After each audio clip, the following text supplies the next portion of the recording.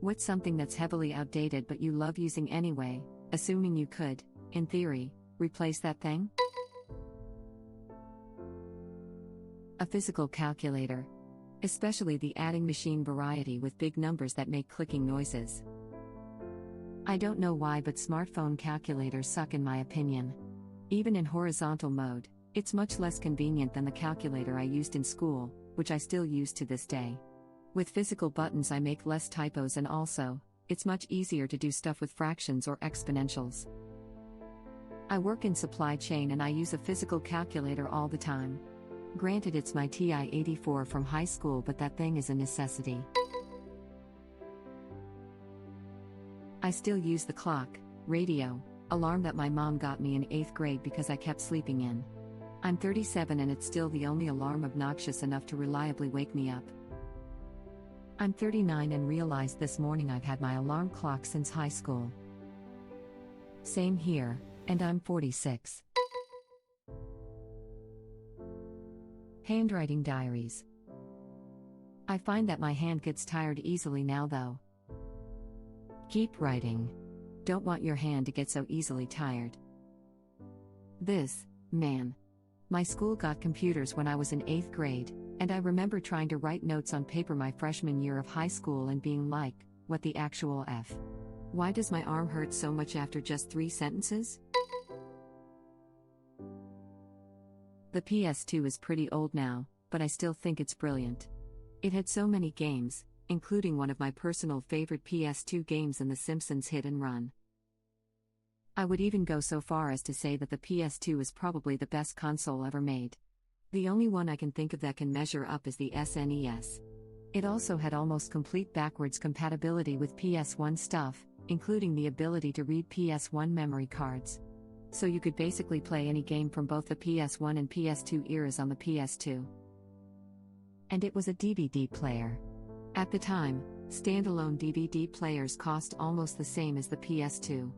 If you wanted to watch DVD movies and had any or anyone remotely interested in video games, it was a no-brainer purchase choice. Pre-war Singer sewing machine. Got from a flea market. The only modern part is a small electric motor I installed on it. I'm also pretty sure that thing could survive atmospheric re-entry. Edit. Wow, thanks for the awards? Some people asked about the motor. Despite being pedal-powered, my Singer already had the mounting points for a small electric motor. It was just a matter of finding one that fits. Which wasn't hard, considering how famous Singer machines are. There are several brands of motors made to adapt on vintage machines, so I have a 1930s machine with a 1990s motor. Oh man, it must be beautiful. Behold. Web link. Hey, I've got one of those laying around somewhere in my house. It's even got the lid that you store it in.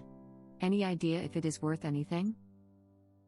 It really depends on model, condition, etc. Most might get about 1 to 200, but much more than that it may sit a while. Again, this highly depends on where you are and other factors. Alarm clock. I figure most people just use the alarm on their phone and set it next to their pillow, but I like having one across the room. I can just look up at night and see the time, and I have to physically get up and turn the alarm off, so I never worry about oversleeping. My $8 analog alarm clock is one of the best thing I've ever bought. I've never missed a class since I've started using it. I had 2 alarm clocks back in college. I'm a big fan of the snooze button, so I had an alarm clock next to my bed and then an alarm clock across the room that I'd set to go off 30 minutes after the first alarm clock in case I was being a lazy vagina that day. I also never missed a class that I didn't intentionally skip. I use and collect fountain pens since I was younger, 25 now, and I never enjoy using other writing utensils. Something about writing with fountain pens are so enjoyable for me that convenience doesn't matter. I went to grammar school in Germany and we used fountain pens. There is nothing like it. I got a D in penmanship regularly in school, and that was likely being charitable.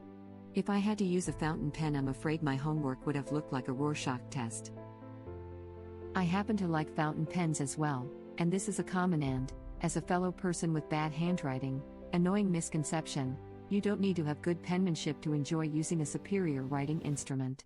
It would be like saying that if you're a beginner tennis player, it would be worse to use a modern racket and you have to use a crappy old wooden one. Using a fountain pen doesn't change anything at all except the feel of writing. They're smooth and require less pressure, and they're cool to look at. It's really more about buying something that's made to last and be reused, even if it's a $20 pen, instead of a 10-cent disposable that ends up in a landfill. It's just nice to eliminate one more part of our throwaway culture. It has nothing to do with calligraphy or artistic hand lettering or anything. It's just an upgrade to a common mass-produced tool with some extra upkeep in refilling it and maybe cleaning it if you want to change colors. Damn. I'm totally getting a fountain pen now. Edit. You guys are so awesome with the pen recommendations. Thank you all. An actual calendar, planner. I don't know why I just don't feel like typing crap out on my smartphone. I'm just so used to decades of using planners to write down when I work, what I have to do, birthdays, vacations, events, etc. Trying to get Alexa to add an appointment for next week turns into a goddamn 2-minute interview. Turn on the concise mode if she talks too much. Probably doesn't understand them. As someone with a thick accent, I hate talking to computers. As someone without a thick accent, I hate talking to computers. Have you considered getting a less xenophobic computer? Sounds like they could use this. Alexa Silver responds to any name remotely close to Alexa, YouTube link. Not going to lie, the best part for me is having an excuse to buy colored gel pens and stickers. I much prefer a calendar book each year as opposed to using the calendar feature on my phone. I honestly feel like my planner is the safest place for my information these days. Not only do I use a paper calendar, I use the same every year. I print the pages myself and just added year 2022 to it. For now it covers 2019 to 2022. Plus you can look at the month and with color coding know what you need to do each week. However, on a smartphone you have to click each day to see what the dots refer to. They are color coded, but I don't remember which doctor appointment it is for. Those dumb dots. That's why I use Google Calendar instead of the iPhone's native calendar app. iPod Classic 120 gigs. I've got about 7,000 songs uploaded, and about 3,000 of those songs were uploaded from CDs that I've owned from with span of about 15 years. I still use my iPod Nano 2nd Gen in the car. Only has 4 gigabytes but still holds a decent amount of songs, mostly old school hip hop. It's nice to have a piece of tech that was designed for one purpose only. I have the same exact thing, with the same kind of music, only I use it when I rollerblade. How cool can I get? Brink. Levels of cool. Got an iPod from about 12 years ago that still works. It's an amazing relic from a time when Apple made things that were built to last. Such an amazing little machine. My iPod Touch 1st Gen still works. I found it buried in a drawer a few weeks ago, changed it and it worked. I was shocked. My iPod Color 2nd Gen still plays the corrupted music files I pirated in 2006. Is that one Bill Clinton LimeWire track on there? Lamau, I did not have a sexual relationship with this woman. I remember you could see when you would get one of those cause it was always the same file size. This is an excellent rectangle. Tom put all of my records on here. Yes. I have the 160. My husband teases me because I still buy CDs to load onto it. I use it at work with Bose wired headphones. Best thing ever. The best part about having the physical disc can't be changed or taken. Once you own a disc, you have that song as long as you have the disc. No having a favorite song/album/artist going from a free service to a paid one, or leaving altogether. You have it forever. I'm surprised I had to scroll this far to see this. There's just something different about having all your music, and nothing else, in one place. Plus having it all accessible offline. I love my iPod. I always hated the idea of using your cell phone to listen to music. My photos took up all the memory and my battery would die at 11 a.m. if I tried using my phone for music. F that. I just want to jam out and browse the web without a cross-contamination. Measuring spoons my mom gave me when I went to college. I'm 61 years old.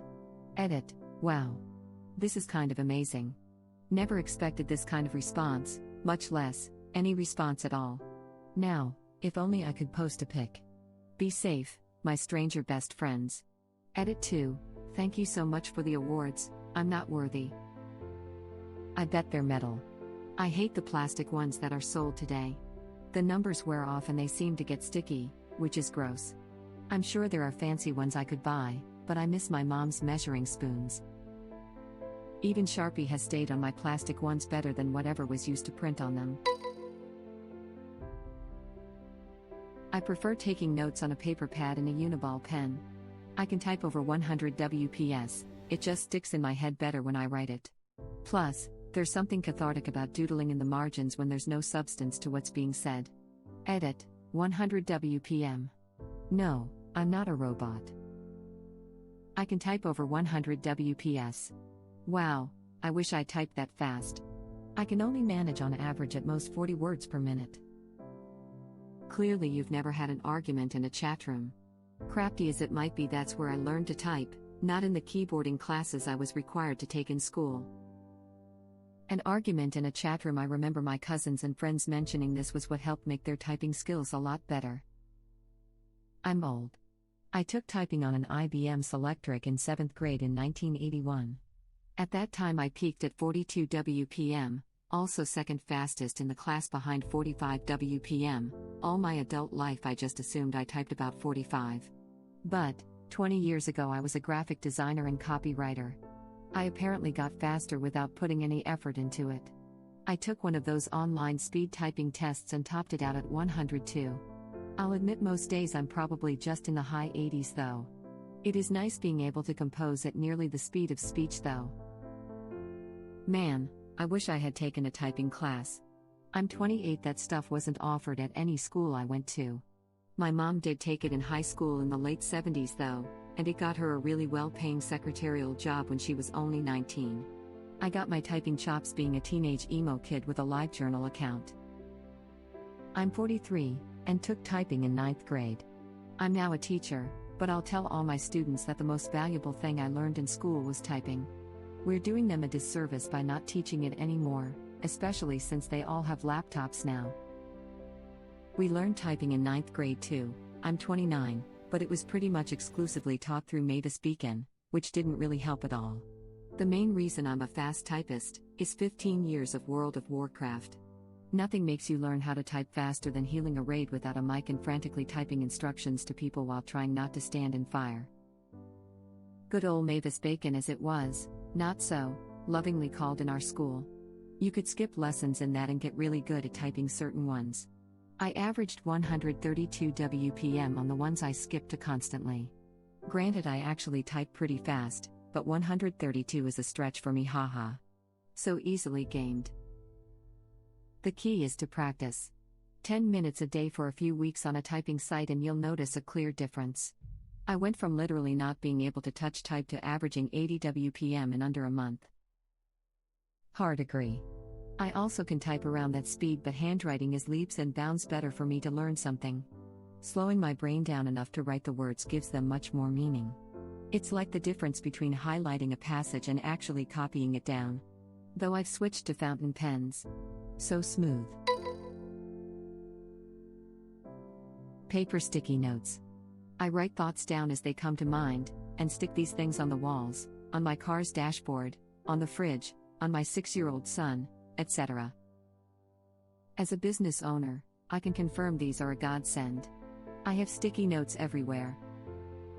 As a person with cognitive issues that hit my memory hard, I probably buy 4 or 5 packs of sticky notes a month. It's the only way I remember crap. Wait a few years and you can tell your son to remind you. I tell my 10-year-old to remind me of things and he reminds me every 15 minutes until I do the thing underscore. My 6-year-old son. I made this. I regularly say I made you this when I hand my kid to my husband. I don't have kids yet. But I'm stealing this for future use. Love it. My best line when people complimented my 2 older kids when they were babies was, "Thanks, I made them myself. Doesn't work with my youngest, unfortunately, as she is a foster kid, but I think by the time she came along I get less flustered by compliments anyway. Thanks, I paid top dollar for this one. I know. I have impeccable taste. I've definitely said, thanks, I picked him out, about my adopted son laughing out loud. Physical whiteboards. I don't care how slick Zoom's feature of the same name gets, it will never replace the convenience of whipping out a marker and sketching some ideas out freehand. As soon as I started my degree, I got a whiteboard to do math and physics on, and I'll never go back.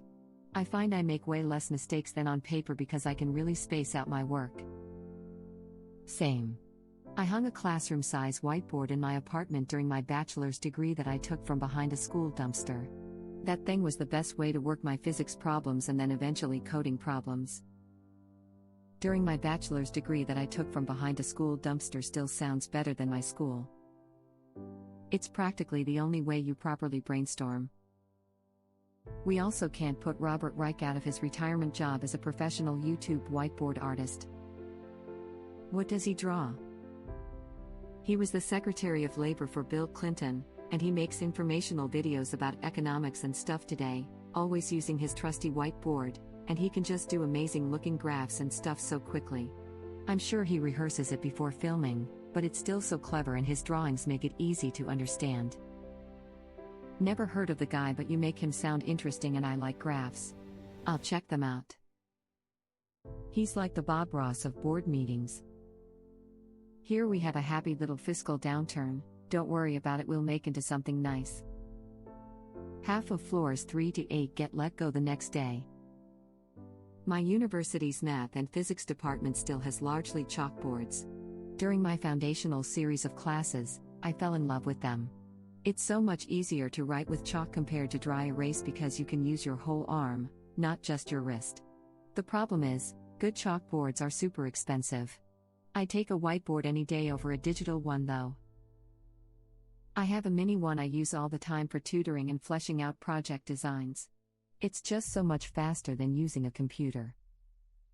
Teacher here, I use the tiny individual ones all the time. Kids love using them, too, especially the erasing part. Those squeaky sounds are everything too. Thank you for watching. If you like our videos, please like them on YouTube. And share them with your friends. Please subscribe to be the first to know about Red Rabbit Reader's new videos. We welcome your comments below. Another of our videos will begin shortly.